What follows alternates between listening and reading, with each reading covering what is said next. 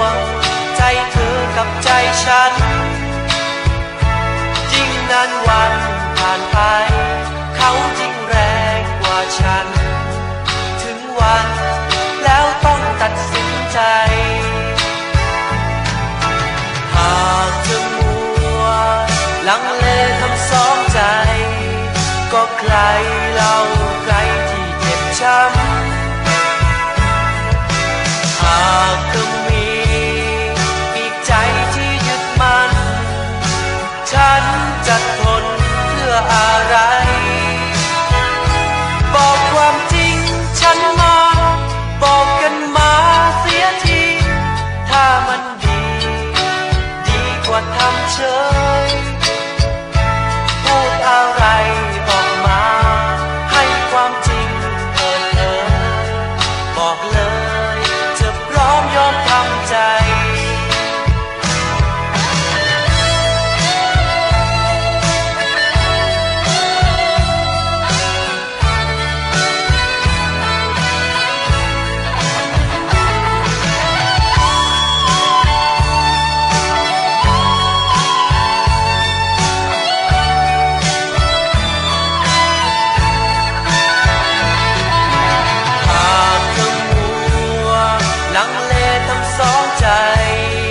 ก็ใคร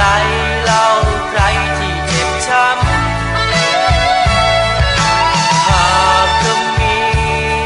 อีกใจที่ยึดมั่นฉันจะทนเพื่ออะไรบอกความจริงฉันมาบอกกันมาเสียทีถ้ามันดีกว่าทำเฉยพูดอะไรออกมาให้ความจริงเปิดเผยบอกเลยจะพร้อมยอมทำใจพูดอะไรออกมาให้ความจริงเปิดเผยบอกเลยจะพร้อมยอมทำใจ